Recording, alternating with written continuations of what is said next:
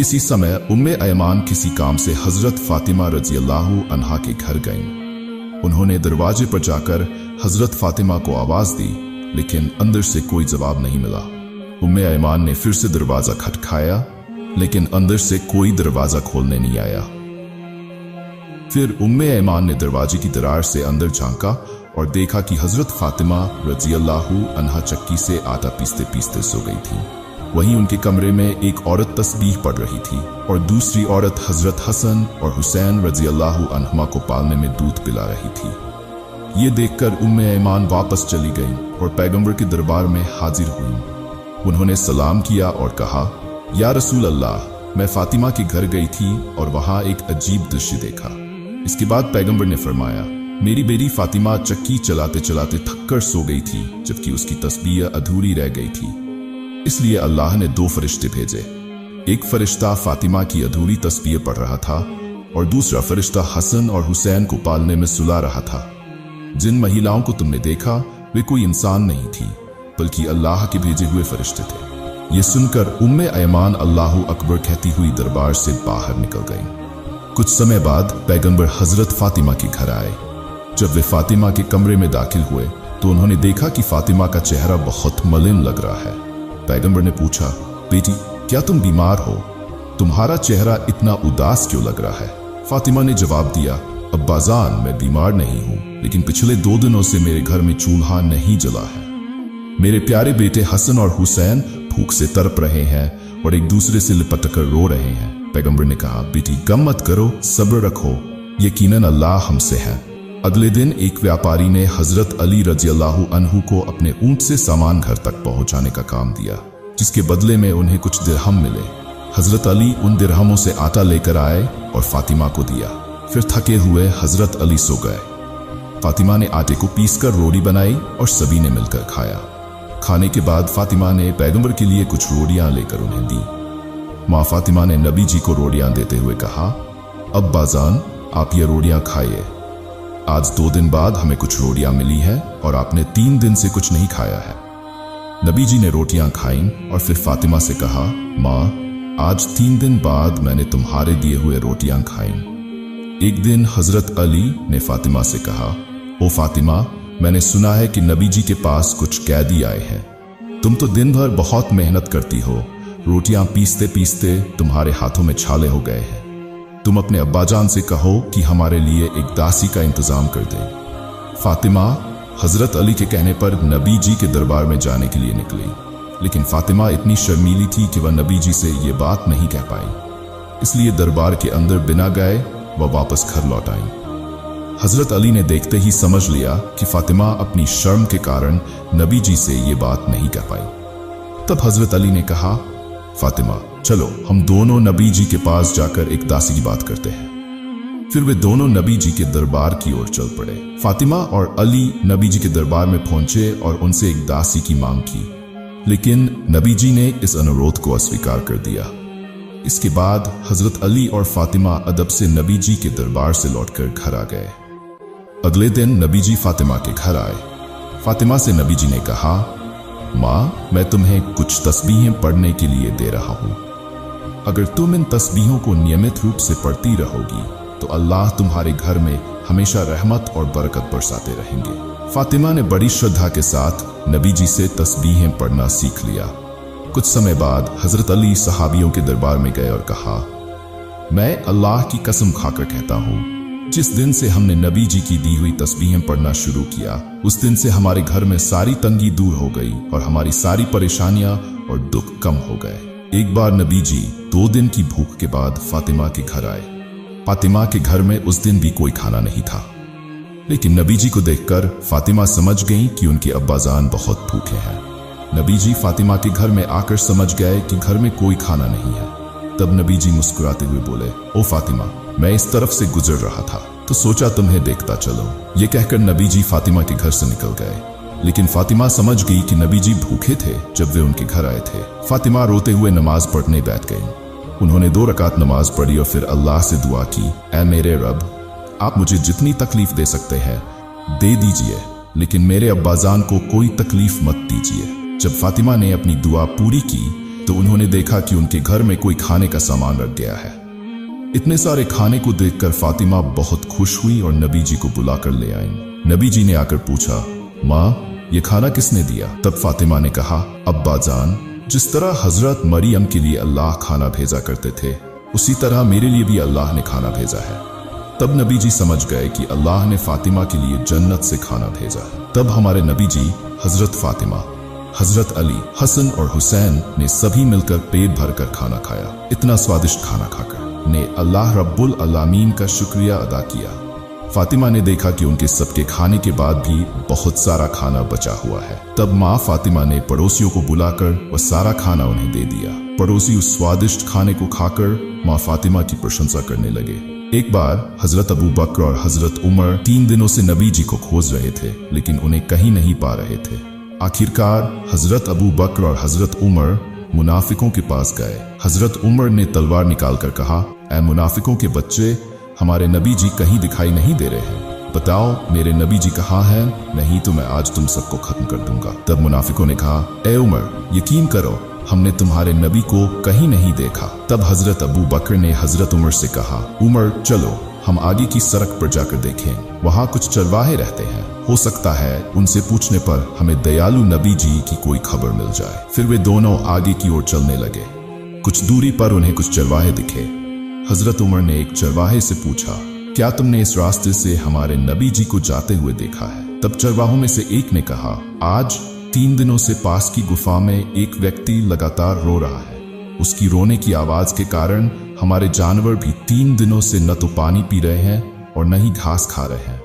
दूध देने वाले जानवरों के बच्चे भी दूध नहीं पी रहे हैं। ऐसा लगता है कि हमारे जानवर भी 3 दिनों से रो रहे हैं। भाई, अगर तुम अपने उस आदमी को ले जाओ तो शायद हमारे जानवर फिर से खाने पीने लगे। तब हजरत अबू बकर ने हजरत उमर से कहा, उमर, जिसकी रोने की वजह से जानवर भी खाना पीना छोड़ चुके हैं वह और कोई नहीं हो सकता, वह हमारे नबी मोहम्मद ही हो सकते हैं। इसके बाद हजरत अबू बकर और हजरत उमर गुफा की ओर चल पड़े। जब वे गुफा के अंदर पहुंचे तो उन्होंने देखा कि हमारे नबी जी सिजदा में पड़े हुए उम्मती उम्मती कहते हुए रो रहे हैं। तब हजरत उमर ने नबी जी से कहा, या रसूल अल्लाह, हम आपको 3 दिनों से खोज रहे हैं, हमने आपको ढूंढते हुए थक गए हैं। नबी जी, आप यहाँ अपनी उम्मत के लिए रो रहे हैं और हम आपके लिए पागल हो गए हैं। या रसूल अल्लाह, आप उठिए, हम आपको लेने आए हैं। लेकिन नबी जी सिजदा से अपना सिर नहीं उठाते। तब हजरत अबू बकर ने नबी जी से कहा, या रसूल अल्लाह, आप उम्मत के लिए इतना रो रहे हैं, हुजूर आप अपना सिर उठाए। मैं अबू बकर अपनी तमाम जिंदगी की इबादतें आपकी उम्मत के लिए बख्शीश कर देता हूँ। फिर भी नबी जी ने अपना सिर नहीं उठाया। इसके बाद हजरत अबू बकर और हजरत उमर वापस लौटने लगे। रास्ते में उनकी मुलाकात हजरत अली से हुई।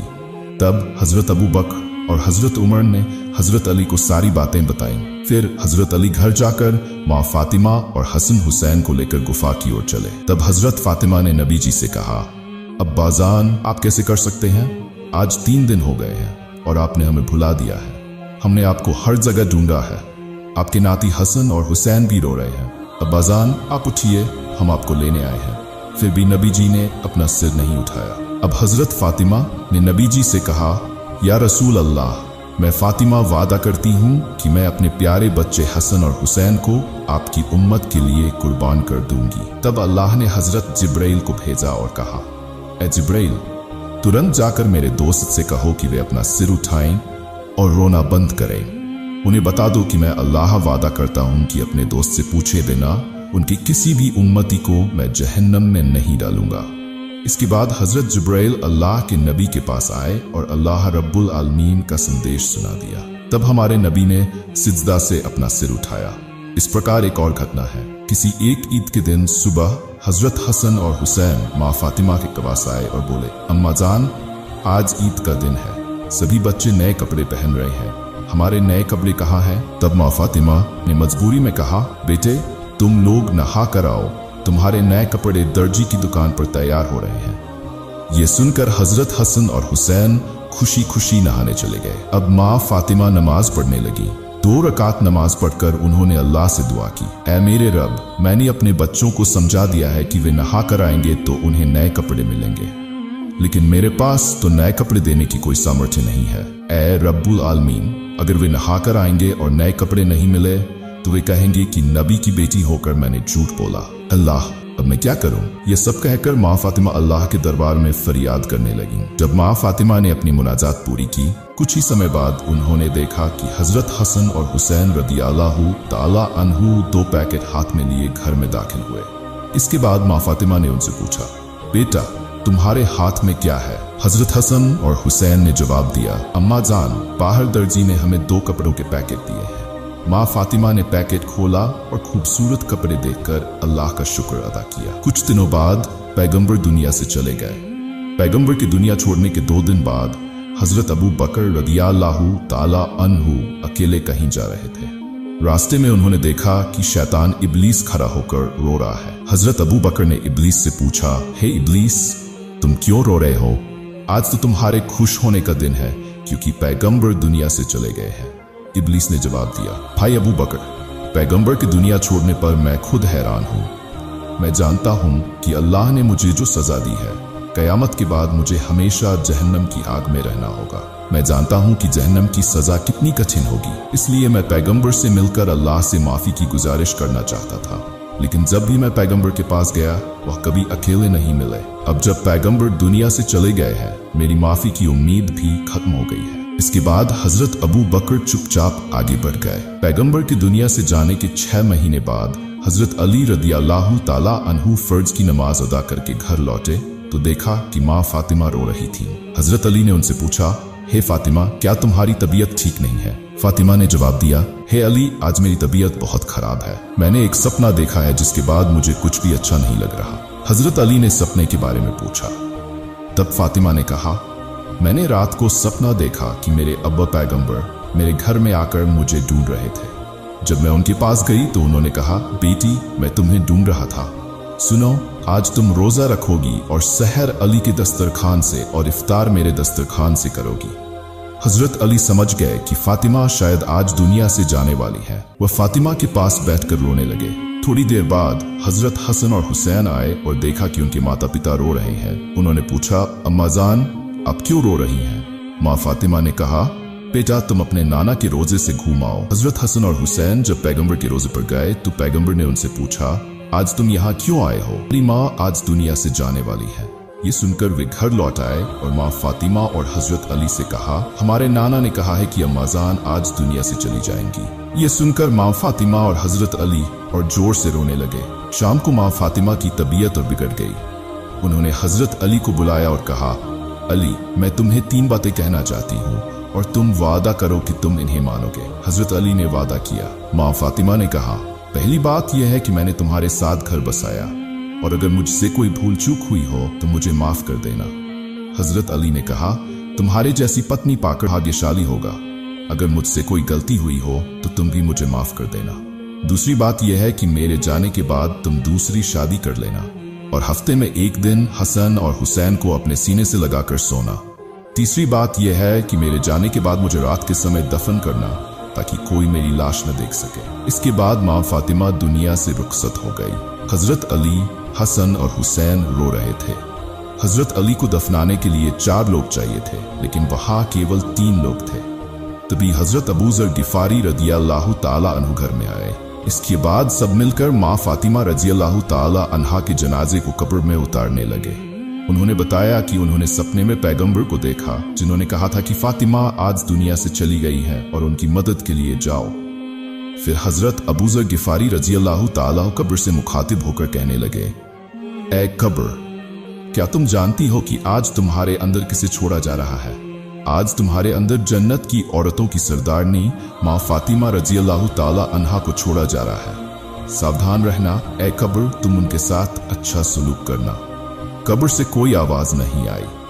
फिर हजरत अबू जर गिफारी रज़ियल्लाहु ताला अन्हु ने फिर कहा, ए कब्र, आज तुम्हारे अंदर उस शख्सियत को छोड़ा जा रहा है जो शेर खुदा हजरत अली रज़ियल्लाहु ताला अन्हु की पत्नी थी। फिर भी कब्र से कोई आवाज नहीं आई। इसके बाद हजरत अबू जर गिफारी रज़ियल्लाहु ताला अन्हु ने फिर कहा, ए कब्र, आज तुम्हारे अंदर उस शख्सियत को छोड़ा जा रहा है जो जन्नती नौजवानों के सरदार हजरत हसन और हजरत हुसैन रज़ियल्लाहु ताला अन्हुमा की माँ है। सावधान रहना, तुम उनके साथ कोई बुरा सलूक मत करना। फिर भी कब्र से कोई आवाज नहीं आई। अब हजरत अबू जर गिफारी रजी अल्लाह ताला अन्हु ने फिर कहा, आज तुम्हारे अंदर उस शख्सियत को छोड़ा जा रहा है जिनके बिना दुनिया का वजूद नहीं होता। अलमगीर सरदार पैगंबर मोहम्मद सल्लल्लाहु अलैहि वसल्लम की प्यारी बेटी फातिमा को तुम्हारे सुपुर्द किया जा रहा है। सावधान रहना, तुम उनके साथ अच्छा व्यवहार करना। इस बार अल्लाह रब्बुल आलमीन ने कब्र को बोलने की ताकत दी। कब्र हजरत अबू जर गिफारी रजी अल्लाह ताला अन्हु से मुखातिब होकर कहने लगी, ए अबू जर, मैं कब्र हूं। मैं यहाँ किसी की नस्ल या खानदान को नहीं देखती। कौन कहां से आया मुझे इससे कोई मतलब नहीं है। जो अल्लाह को राजी करके ईमान के साथ मेरे अंदर आएगा, मैं उसके साथ अच्छा सलूक करूंगी। लेकिन जो पापी होकर मेरे अंदर आएगा, मैं उसके लिए खौफनाक बन जाऊंगी। मैं उसे इतनी जोर से दबाऊंगी कि उसकी पसलियां एक दूसरे में धंस जाएंगी। और मेरे अंदर जहरीले सांप और बिच्छू हैं जो पापी इंसान को लगातार सजा देते रहेंगे। कब्र की इस बात को सुनकर हजरत अबू जर गिफारी रजी अल्लाह ताला अन्हु डर से कांपने लगे। प्यारे दोस्तों, अगर कब्र ये सब बातें हजरत फातिमा रजी अल्लाह ताला अन्हा, जो जन्नत की औरतों की सरदार हैं, उनके लिए कह रही है, फिर हमारा और आपका क्या हाल होगा? एक बार सोचें। अल्लाह रब्बुल आलमीन हम सभी को अपने दीन की राह पर चलने की और अल्लाह को राजी करके कब्र की दुनिया में जाने की तौफीक दे। आमीन।